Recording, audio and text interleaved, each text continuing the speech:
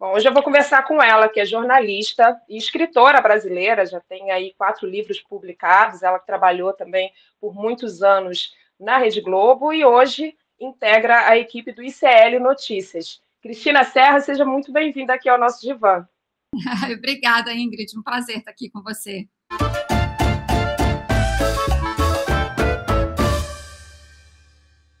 Muito bom estar aqui contigo e principalmente nesse momento que você está ainda nessa etapa do lançamento de um livro que é muito importante, né? Que é um livro que nós, sobreviventes do ódio, que tem um título fortíssimo, né? E fala de fato o que aconteceu, porque nós sobrevivemos, né, a tudo que passamos aí nos últimos anos, tanto em relação à pandemia, mas sobretudo em relação a um governo genocida, né? E o teu livro fala sobre isso, né? Esse é um livro que reúne vários artigos e, enfim, com temas pelos quais a gente passou nesses últimos tempos, né? Relacionados à democracia, aos direitos humanos, ao meio ambiente. Fala um pouquinho assim de como é que foi o processo e por quê? Por que esse livro? Por que você acha que é importante discutir esse tema? Eu acho, sobretudo, Ingrid, que a gente não pode esquecer esse período terrível que nós passamos de 4 anos nesse país, né? 4 anos em que, em boa parte desse período, nós tivemos que enfrentar 2 vírus, 2 tipos de vírus. Um durante a pandemia, o vírus da Covid, e outro durante os 4 anos de Bolsonaro, nós tivemos que enfrentar o vírus do ódio disseminado por ele praticamente todos os dias, né? Toda vez que Bolsonaro abria a boca para falar, era ou para atacar a democracia, ou para atacar o povo brasileiro, como ele fez durante a pandemia, né, por ações e omissões, ou para atacar direitos humanos, o meio ambiente, que é um direito humano, inclusive, atacar os povos originários, populações vulneráveis. Então, foi uma epidemia de ódio a qual nós sobrevivemos e a derrotamos, né, ao derrotar o projeto de reeleição de Bolsonaro, né? Um projeto claramente, né, orientado, né, por valores fascistas. Há uma grande discussão acadêmica sobre se deve ou não empregar esse termo em relação ao que foi Bolsonaro. Eu não tenho dúvidas de que o bolsonarismo tem elementos fascistas. Então, felizmente, a sociedade brasileira soube derrotar este projeto nas urnas, mas esse projeto continua aí, esse vírus do ódio ao qual eu me referi, ele continua por aí, né? Ele explodiu no 8 de janeiro, né? Aí, a cada uma dessas explosões, ele dá uma recuada, ele já tinha dado sinais de que estava por aí muito ativo, né? Na noite do dia em que Lula foi diplomado, né? Quando se descobre aquele plano para explodir bomba perto do aeroporto de Brasília, e, enfim, isso culmina no 8 de janeiro. Então, ele está por aí. E a gente precisa, a sociedade brasileira precisa ter muito cuidado para, de fato, conseguir isolar esse vírus do extremismo, do terrorismo, né? E, por isso, o livro, para que a gente não perca a memória do que a gente viveu, para que a gente possa, de posse dessa memória, cobrar as devidas responsabilidades, né? E para que a gente, de fato, consiga isolar esse vírus do ódio, sendo que o ideal, claro, seria extingui-lo. Mas a gente sabe que a sociedade brasileira tem uma parcela da sociedade brasileira, né? Advoga esses valores da extrema-direita, digamos assim, né, que se viram representados por Bolsonaro. Mas a gente precisa ter como meta, né, como objetivo, né, se não a extinção, né, desse vírus do ódio, pelo menos que ele seja isolado, né, em fragmentos muito restritos, para que a gente possa virar essa página definitivamente e voltar ao processo de reconstrução e aperfeiçoamento da democracia, que ainda vai nos tomar muitos anos. Agora, você acha que o que a gente viveu, né, nesses 4 anos, quer dizer, a eleição do Bolsonaro e toda essa política de ódio que foi criada em relação a ele, tem a ver com o fato de o Brasil ser algo do campo assim, do desmemoriado, no sentido de que o Brasil, por exemplo, a ditadura militar, pouco se fez em relação a isso, né? A gente, em relação à América Latina, foi um dos países que menos teve uma legislação ou qualquer ação no sentido de punir, né, os torturadores, no sentido de criar uma memória para que isso não acontecesse de novo. Na psicanálise, a gente fala que a memória é fundamental para que a gente possa trazer à luz da nossa consciência aquilo que precisa ser ressignificado. Né? Porque tudo que a gente fala que é um recalque, o que a gente recalca, ou seja, o que a gente bota para debaixo ali do tapete, vai voltar como sintoma. Né? Então, você acha que talvez isso tem a ver com o fato do Brasil discutir pouco a sua memória, eu falei da ditadura, mas também de todo o processo, até de colonização brasileira, do racismo, né, encruado na estrutura do Brasil. Você acha que tem a ver, essa memória tem, nesse sentido, uma importância para que isso não aconteça de novo? Totalmente, totalmente. A falta de memória é um componente muito forte, contribuiu fortemente, né, para essa expansão do bolsonarismo, né, para que o Bolsonaro, como figura, né, de referência desses setores da extrema-direita no Brasil, né, para que ele representasse essa ideologia de extrema-direita, né? Você mencionou aí, no caso da ditadura, eu acho que houve um esforço, né, depois de um certo tempo, a gente já estava avançado no processo de construção da democracia, houve aquele esforço muito grande, né, muito meritório da Comissão Nacional da Verdade, mas foi um esforço limitado e tardio, né? Esse esforço de memória como uma vacina, já que a gente está falando de vírus, como uma vacina, para que aqueles horrores da ditadura não se repetissem, esse esforço de memória tinha que ter sido feito logo no processo de transição da ditadura para a democracia. Claro, não é que os horrores não voltaram, a gente continua numa democracia. Mas o que eu digo é o discurso de apologia ao que foi a ditadura militar, o discurso de apologia à tortura. Isso não poderia ter voltado, isso voltou com o Bolsonaro. E eu penso que, se nós tivéssemos feito esse esforço de memória da ditadura no processo de transição para a democracia, logo de imediato, né, seria uma vacina poderosa para que a gente não visse hoje pessoas em pleno 2023 defendendo intervenção das Forças Armadas, ditadura, né, e defendendo, sobretudo, alguém que defende e elogia a tortura e que tem como ídolo um dos torturadores mais bestiais da ditadura, que é o Coronel Ustra. Né? E a gente vê isso, por exemplo, a Argentina fez isso, né? O Chile fez isso muito bem. A África do Sul, quando saiu do regime de apartheid, né, o Mandela fez isso, né, nesse esforço de pacificação do país, inclusive, né, saindo desse regime de segregação super violento, e fez da seguinte forma: vamos investigar, saber o que aconteceu, mostrar a verdade do que aconteceu para pacificar o país. Né? Cada país, né, eu estou citando aqui, citei 3 exemplos, nem todos passaram exatamente pelo mesmo processo. A Argentina botou ditadores na cadeia. Né? Na África do Sul, foi mais um processo de catarse, de saber o que aconteceu, sem que os autores das violações de direitos humanos fossem presos. Enfim, a gente viu nuances, mas o que é importante nisso tudo foi o esforço de memória. Olha, aconteceu isso aqui e isso aqui não pode mais acontecer. Isso faltou aqui no Brasil. É um dos componentes que permitiu a volta do bolsonarismo. Não é o único, evidentemente, há muitas razões, mas é um componente importante a falta de memória. Daí esse meu esforço no livro. Deixa eu até aproveitar e mostrar aqui rapidinho, aqui a capa, Nós Sobreviventes do Ódio.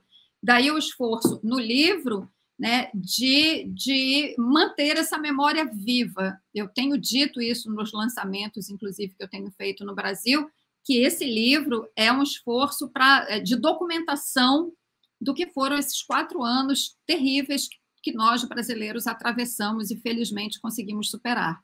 Muito bom. É doloroso, né? Esse processo é um processo doloroso, como a gente na análise é um processo doloroso, você a atingir, enfim, consciência em relação a certas memórias que a gente quer deixar para lá, a gente quer esquecer, né? A nossa tendência é, deixa isso para lá, vamos seguir com a vida. Mas a gente sabe que a vida não segue, ou pelo menos não segue, talvez com a leveza, a fluidez e de forma saudável, se a gente não debater, se a gente não discutir, se a gente não criar memória. E eu vi um trecho, uma entrevista sua que você fala, em vários momentos eu tive a sensação que o país desmoronava ao meu redor. E muitas vezes escrever foi um exercício dilacerante e doloroso, mas era preciso escrever. Eu acho muito bonita essa tua frase, eu acho que ela fala muito sobre os nossos processos pessoais, como todo mundo está vivendo, a gente viveu um trauma coletivo, né, Cristina? A gente pode falar de um trauma coletivo, a gente pode falar de um estresse pós-traumático, a gente pode falar sobre isso, porque foi isso que a gente passou e é isso que a gente ainda está passando.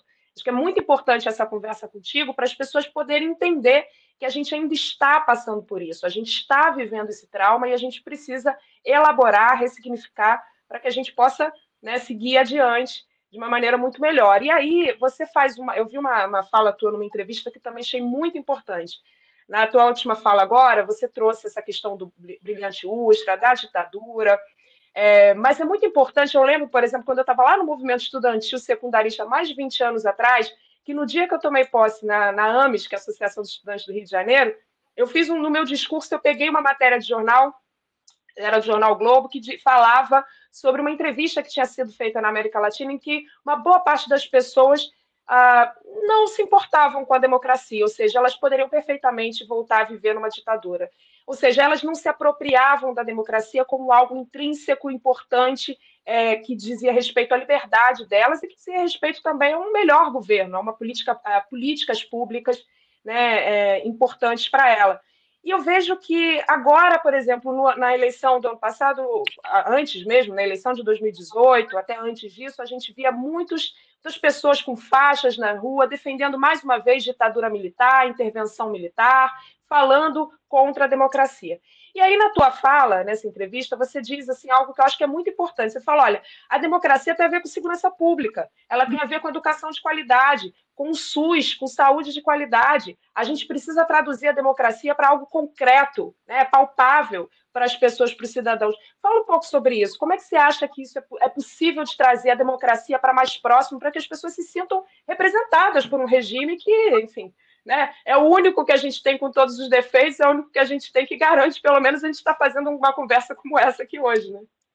Ninguém inventou nada melhor, né, do que a democracia, com todas as suas imperfeições, é o melhor regime que nós temos. E é mesmo, porque a gente pode criticar o que está ruim, contribuir para melhorar, né? Enfim.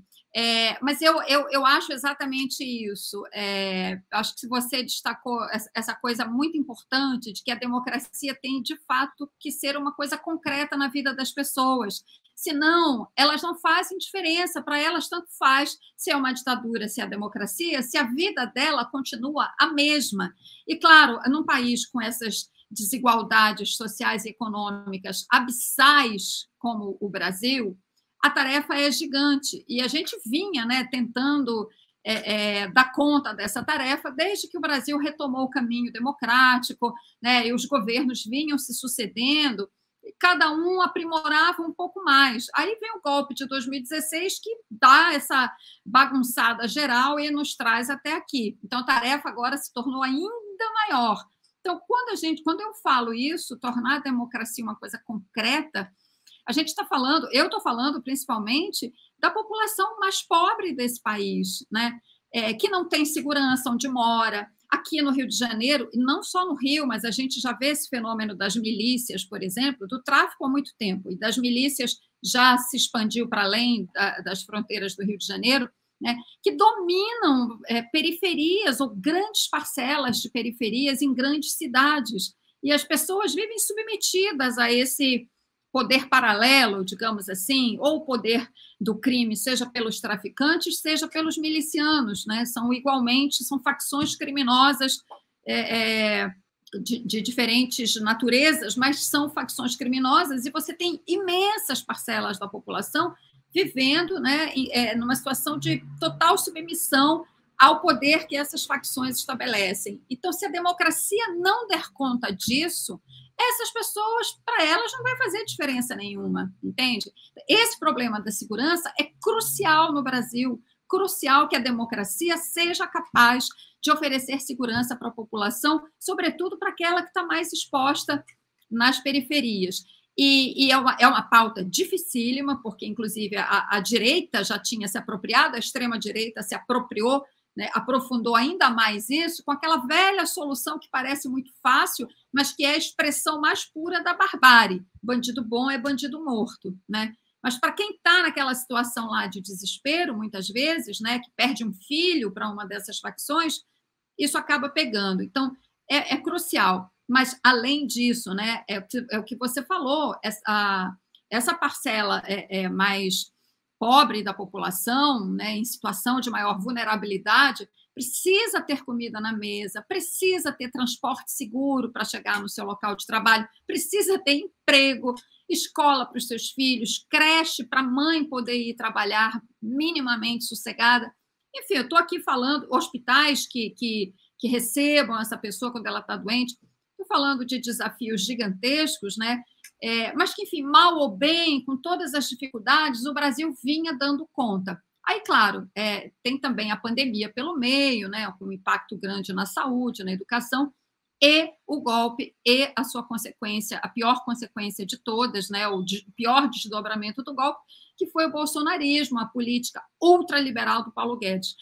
Reverter isso tudo, colocar o Brasil de novo no caminho para ir, de alguma forma, oferecendo soluções para esses dilemas, não é uma tarefa fácil, não é para um governo só, não será para este governo do Lula, ele não dará conta de resolver isso tudo. Eu vejo este governo Lula como um governo de travessia, é uma travessia, uma espécie de arrumação de casa para a gente dar continuidade e sem nenhuma interrupção tentar resolver tudo isso. Mas, enfim, resumindo, Ingrid, eu acho que é uma questão que os governos, governo federal, governos estaduais e de todos aqueles comprometidos com a democracia, né, é crucial a gente construir essa democracia que dê respostas concretas para quem mais precisa. E a gente falou de um tema aqui, a segurança, mas vamos falar de violência, porque a gente tem falado muito sobre, mais uma vez, a questão da memória é importantíssima, inclusive para a gente repensar essa questão da política do ódio, da violência que se instalou no Brasil, que na verdade já existia, né, Cristina? O Brasil é um país extremamente violento, é violento quando é desigual, a desigualdade é violenta, né? Então todo tipo de... O racismo é violento, o machismo é violento, mas, enfim, a gente está vendo também, a partir da eleição do Bolsonaro e tudo mais, um crescimento exponencial de movimentos neofascistas no Brasil, sobretudo entre jovens. Muitos ataques a escolas, crianças assassinadas, escolas invadidas por pessoas que, de alguma forma, têm alguma ligação com esses símbolos, se identificam com símbolos e organizações neofascistas. A gente vê que isso está acontecendo no Brasil, isso está acontecendo nos Estados Unidos de maneira muito forte, muito intensa, isso está acontecendo no mundo todo. Mas como é que você tem visto essa questão, por exemplo, o que é preciso fazer nesse sentido da própria comunicação?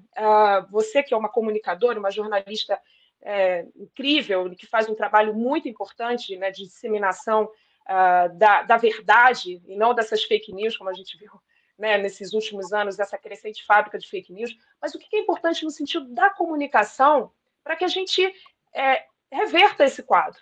Porque, por exemplo, além disso, a gente ainda tem uma outra problemática, que ainda provavelmente tem que ser discutida pelo governo Lula, que quando o Bolsonaro, a partir do momento que o Bolsonaro assumiu lá em 2019, dali em diante foram quase, ou mais, de 40 decretos no sentido de armar a população. Então, hoje a gente tem uma média aí, pelo que se faz, as pesquisas mostram, de mais ou menos mais de 1.000 armas por dia sendo compradas no Brasil, em torno de 1.300 armas. Isso é algo muito alarmante, né? E é algo que está aqui, esse resquício está aqui, ele continua acontecendo e a gente tem visto esses ataques, né? Enfim, muito por conta dessa política. Foi criada uma política ali, né? O Bolsonaro falava o tempo todo de armar a população, ou vamos metralhar a petralhada, né? Era sempre no sentido de incentivar mesmo né? Uma política de aniquilamento do outro. Né? Então, como fazer diante desse novo cenário, Cristina? O que você tem pensado e acompanhado aí dessa discussão? Essa é uma questão extremamente complexa e dolorosa, né? Mas que a sociedade tem que enfrentar. Tem muitos aspectos, eu vou me centrar em alguns poucos, assim, que eu acho que são bastante relevantes. Tem uma coisa que é isso que você mencionou, né? São 4 anos de discurso de ódio. Ódio contra tudo, contra todos, contra mais fracos, né? Ódio e violência como solução para qualquer conflito, né? Mesmo conflitos assim mais, enfim, discussões comezinhas, às vezes sobre assuntos triviais. Tem um caso extremamente chocante recente, né, de uma discussão, uma briga num bar, e que aí um homem que se sentiu afetado sai, vai buscar a arma, volta para esse bar e mata algumas pessoas que estão ali presentes por causa de uma discussão absolutamente banal, né? Então, essa banalização da violência, né, do uso das armas, enfim, a violência como solução de conflitos foi estimulada, né, durante muito tempo. Essa pergunta, esse assunto é bastante complexo, mas acho que eu vou me ater a alguns aspectos que eu acho que são muito importantes. O primeiro deles é, obviamente, esse discurso de ódio e da violência como método de solução de qualquer conflito, né, que a gente ouviu, a gente foi intoxicado por esse discurso de ódio e de violência e de armamentismo, né? Arme-se, povo armado jamais será escravizado.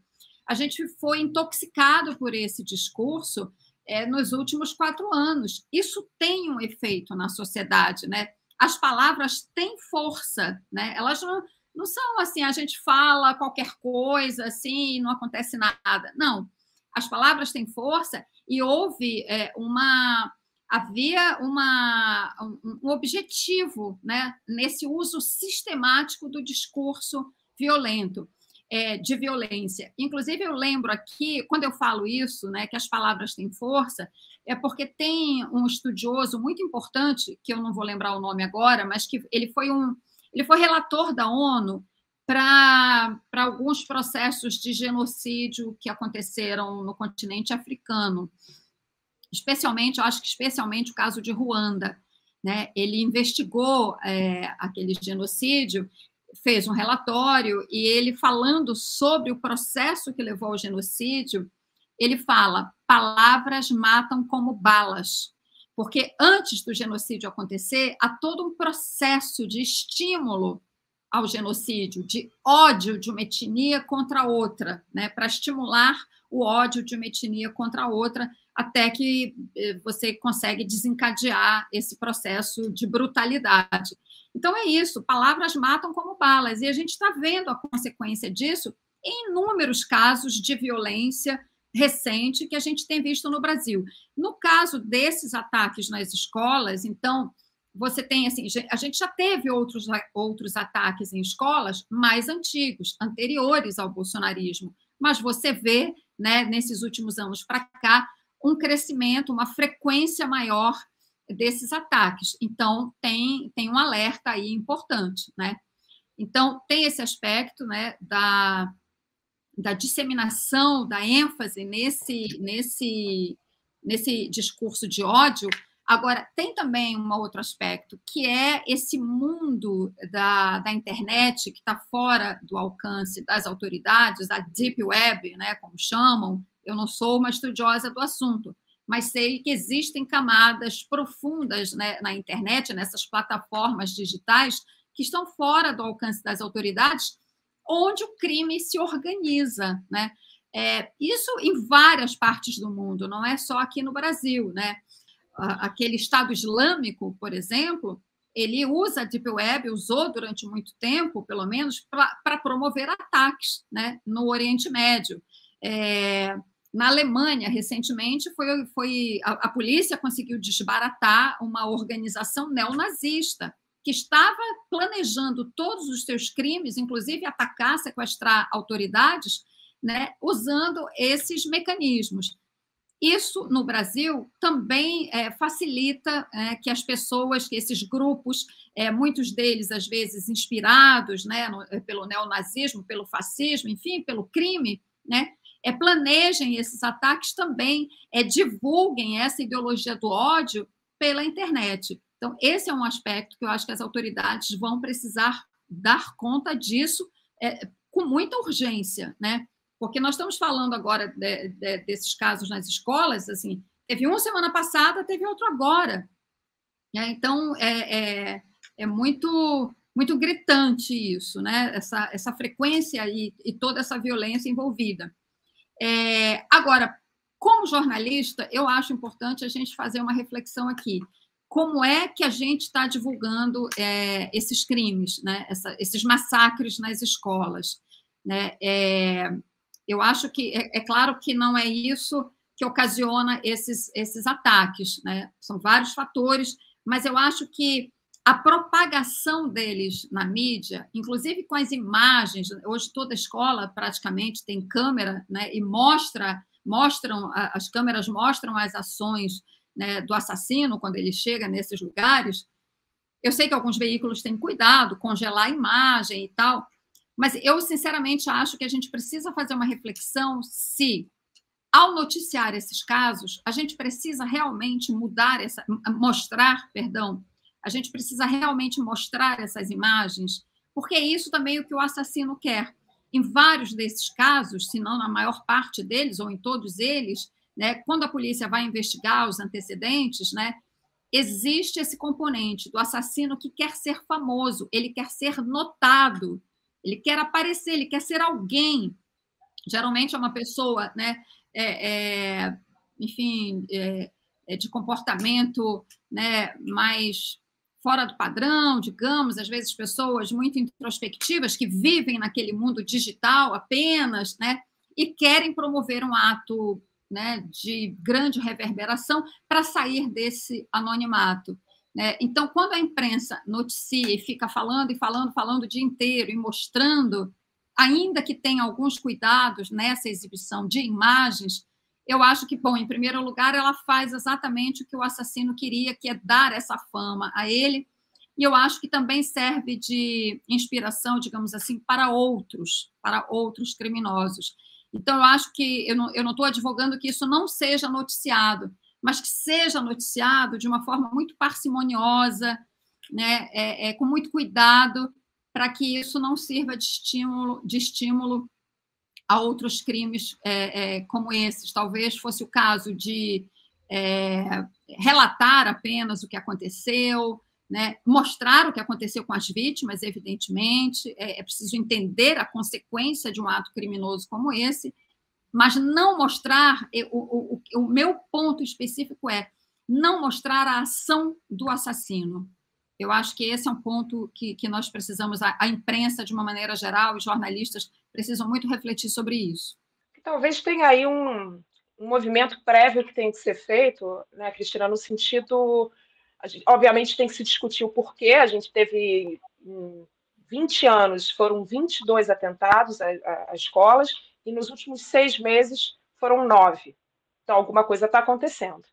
Né? A gente precisa falar sobre isso e imaginamos aqui que isso tem muito a ver com essa espécie de... Parece que liberou a política do ódio, porque na internet é o que a gente mais vê também. Claro que a internet tem o seu lado bom, como tudo tem o seu lado bom e também o seu lado ruim, mas a internet pode ser um espaço de muitas coisas interessantes, de abrir espaço mais democrático, inclusive para muitas pessoas que estão começando, que são talentosas, mas tem também esse lado, né, da agressão e da violência, e que é um ambiente ainda pouco regulado, né, ainda precisa encontrar formas mais estruturantes de repensar isso. Sim. Agora, tem também um trabalho, imagino a gente pensar aqui coletivamente, no sentido de dar outras possibilidades de existir, sobretudo para esses adolescentes, porque uma boa parte desses atentados é cometido por adolescentes. A adolescência é uma época que, em especial, muitos jovens se aproximam de movimentos coletivos, ou que podem ser muito benéficos, mas que também podem ser muito ruins, como o caso da extrema-direita, né, que está acolhendo muitos desses jovens.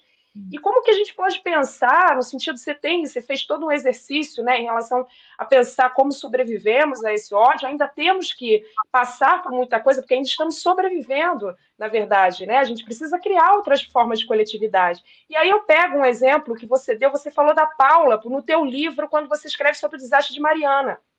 A Sim. Paula foi uma grande mulher ali que ela ouviu, né, que ia ter, que a barragem rompeu, e ela não se preocupou só com ela, ela poderia ter ido embora, pega as coisas dela, não precisava se preocupar com ninguém, mas ela foi avisando cada um, correndo risco de vida. Né? E eu dou esse exemplo, e um exemplo teu também, porque você, numa entrevista tua, eu vi que você dizendo que você militou, participou do jornal chamado Resistência, que falava sobre direitos humanos, que falava, né, sobre importantes lutas no Brasil e naquela época ainda vivendo a ditadura militar. Como pensar alternativas para essa juventude num mundo que você falou também da questão da Nigéria, se não me engano, né? E aí lembrando aqui o Aquiles Mbembe, que é um filósofo maravilhoso, que ele fala da necropolítica, e que a gente vive numa sociedade que ele chama sociedade da inimizade, que a gente não olha mais o outro a partir desse olhar coletivo. A gente talvez... Você acha que a gente está encontrando menos formas de agir coletivamente? E a gente precisa pensar maneiras de inserir essa juventude em movimentos coletivos, não só a juventude, mas principalmente a juventude que está mais ali ameaçada, em movimentos coletivos que possam significar o oposto da necropolítica, né? O oposto da morte, mas sobretudo a vida. Né? Você acha que falta isso? Como é que encontrar essas maneiras de fazer, de criar novas possibilidades para esses jovens de existir, né? E de viver em coletividade? Sim, eu acho isso importantíssimo e acho que isso tem que tem que ser o fundamento da educação, né? Porque a gente vive nisso aí que você falou. Eu uso o termo sociedade da competição, né? Então a gente educa os nossos filhos, os jovens. Estou falando nós porque estou falando aqui coletivamente como sociedade. Eu não eduquei meu filho assim. Eu eduquei meu filho para ele ser uma pessoa solidária, o que de fato ele é. Eu acho que não estou aqui querendo me gabar como mãe, mas deu resultado. Mas, enfim, em geral, a sociedade, as escolas mesmo, os pais, né? Quantos pais você vê estimulando a competição, preparando seus filhos e suas filhas para a competição, né? Quando eu acho que a gente tem que preparar, sobretudo agora que a gente vive na iminência da catástrofe climática, a gente tem que se preparar para uma sociedade da colaboração, da cooperação, porque se não houver essa cooperação, simplesmente ninguém vai escapar.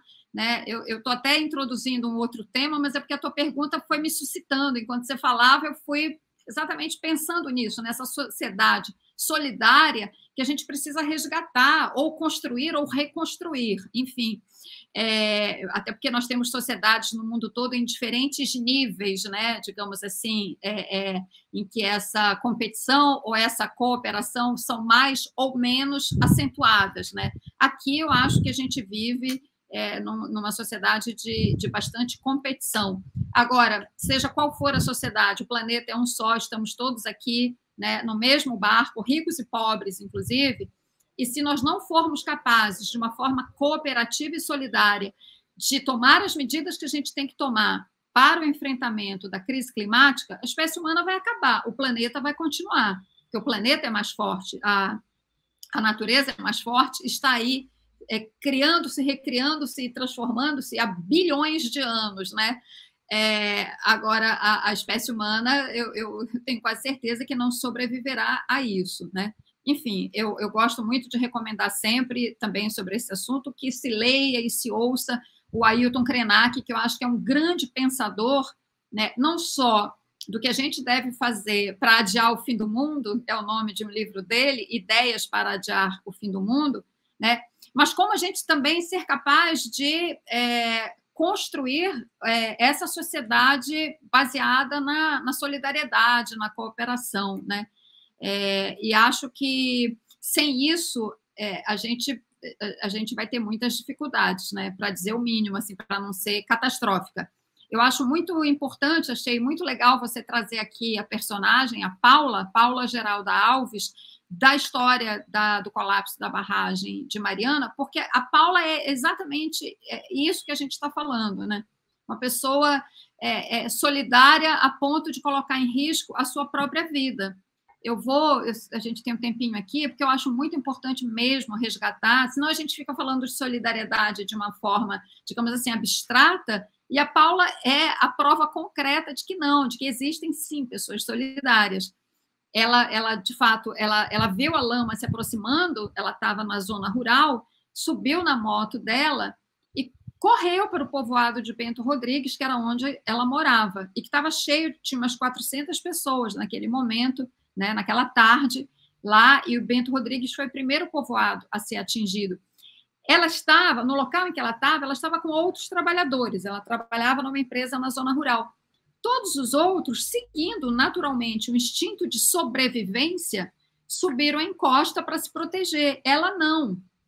Ela subiu na moto e foi avisar as pessoas, né? Avisar a família dela, ela tem um filho que estava lá naquele momento, mas ela também podia ter chegado, né? Podia ter apanhado o filho dela e subido a encosta. Ela avisou a mãe dela que corresse com o filho dela para a encosta e percorreu a vila inteira até que todos estivessem avisados, até que a gasolina da moto dela acabasse. Só então ela subiu a encosta. Então, a Paula é esse exemplo máximo de solidariedade, uma pessoa absolutamente inspiradora, uma verdadeira heroína que poucas pessoas conhecem, né? Então, eu acho que é isso, a gente precisa de mais Paulas no mundo. Acho que já seria um bom começo para a gente construir uma sociedade, ou reconstruir, enfim, né?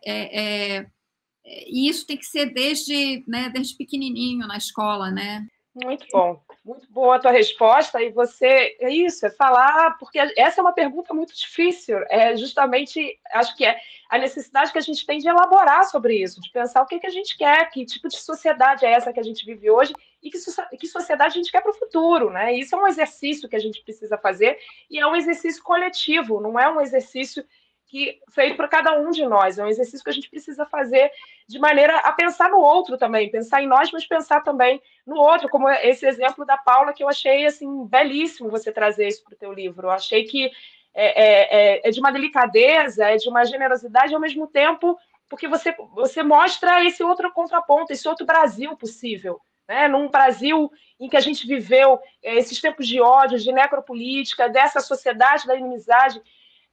Trazer esse exemplo da Paula é justamente mostrar esse contraponto. Esse outro Brasil é possível, ele existe também, ele existe do mesmo lado desse outro Brasil, né? Basta a gente ver para onde que a gente vai, que esforços que a gente vai gerar no sentido de potencializar, né, esse Brasil que já existe também, da solidariedade, do amor, do afeto. A Bell Hooks, né, que eu acho uma maravilhosa também, porque ela traz muito esse tema do amor, não o amor naif, né, e nem o amor entre duas pessoas ou mais pessoas, mas o amor no sentido dessa coisa universal, né, que pode transformar, que é potência de vida, né, que, enfim, transforma realidades, que pensa numa sociedade, pensa no todo, não pensa só em si.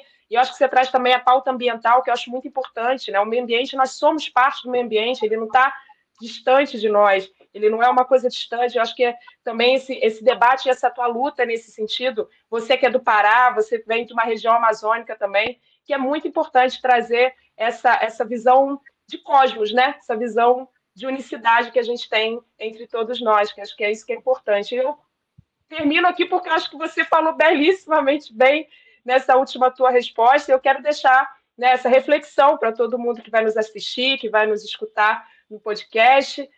Fica essa reflexão, né, desse mundo que a gente quer e que você, enfim, colocou de uma forma tão bonita, tão delicada aqui para todos nós. Obrigada, Cristina. Se você quiser complementar com mais alguma coisa, também fica à vontade. Não, eu quero te agradecer a oportunidade, né, de refletir sobre tudo isso, e porque eu acho que é isso mesmo. A gente, acho que o mais importante, acho que talvez o aprendizado mais importante que a gente possa ter, né, diante, novamente, né, dessa possibilidade cada vez mais presente, né, do desastre climático, e também, especificamente para nós brasileiros, depois desses 4 anos, né, terríveis que nós vivemos aqui, eu acho que o grande aprendizado é esse, é olhar em volta, né,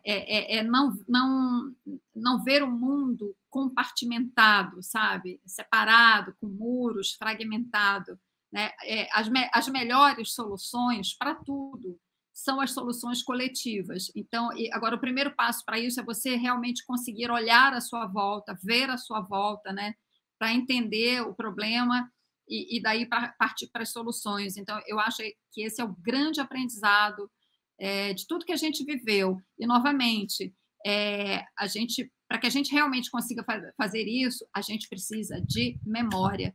Por isso, eu volto a falar do livro, sem querer aqui fazer só propaganda do livro. Pode e deve fazer, porque é muito importante. Esse livro é recomendadíssimo aqui também para todo mundo que está assistindo Brasil no Divã, para ler esse livro, que é fundamental para entender a nossa história. É importantíssimo. Legal. Pode falar. Te agradeço demais essa oportunidade. Então, foi com essa compreensão disso tudo aqui que a gente está conversando, foi isso que me moveu a publicar o livro, né?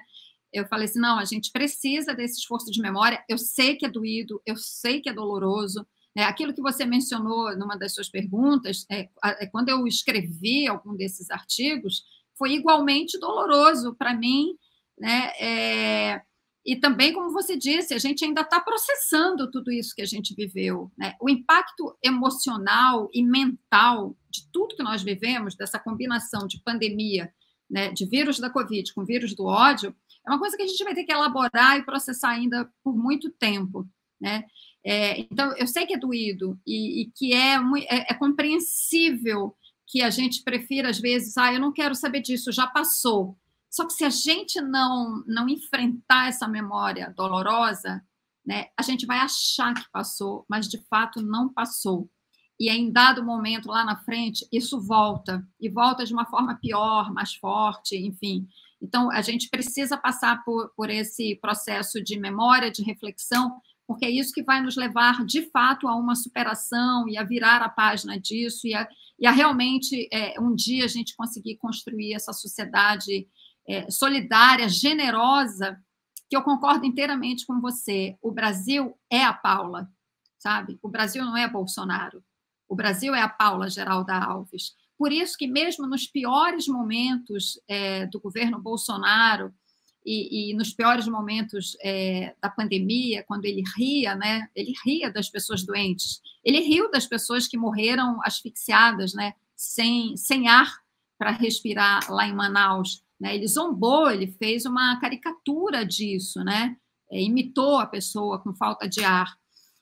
Aquilo era tão doloroso, mas mesmo nesses momentos mais difíceis, eu sabia e sei, né, porque tive a sorte de, como jornalista, viajar muito pelo Brasil, né, e eu me lembro de dizer em algumas lives, as pessoas me perguntavam, mas como é que a gente vai sair disso? Eu dizia, a gente vai sair porque o povo brasileiro vai saber dar essa resposta, é muito forte, é muito solidário, é muito generoso e vai dar essa resposta.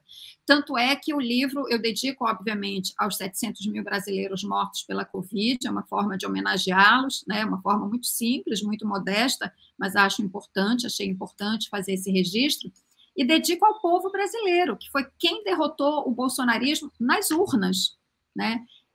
Então, esse é o povo brasileiro.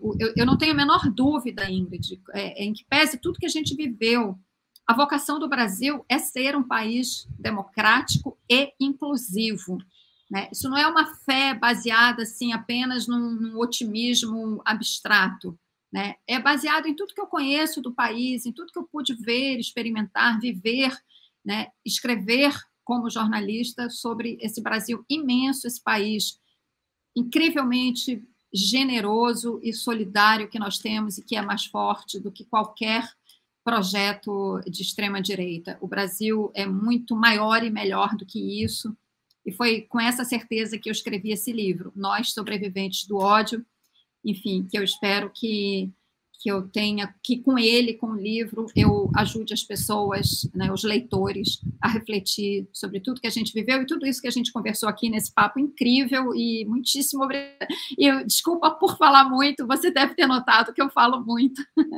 Mas imagina, Não, tudo que você falou é importantíssimo, e esse espaço aqui fica aberto para você também, sempre que você quiser voltar. Foi, de fato, um papo incrível, então peço que as pessoas, todo mundo, compartilhem também, né? Assistam Brasil no Divã no canal de Carta Capital no YouTube, também está em todos os podcasts, os principais podcasts, e conheçam mais desse livro incrível, então leiam também Sobreviventes nós sobreviventes do ódio, que com certeza é um debate importantíssimo, a gente precisa fazer, né? Por mais doloroso que seja, né, Cristina, a gente precisa fazer. Mas agora menos doloroso, talvez, né? A gente já está caminhando, só o fato da gente ter se livrado nessas eleições, isso realmente tirou um peso muito grande das nossas costas e agora abre espaço para a gente pensar esse Brasil maravilhoso da Paula, da solidariedade, do amor, enfim, de tudo que você falou brilhantemente aqui. Então, fico muito feliz com esse papo. Obrigada, Cristina, por ter aceitado aqui estar com a gente, conversar aqui no nosso divã. E é isso, acompanha a gente. Toda quinta-feira, 11 horas, um episódio novo. Obrigada. Tchau, tchau.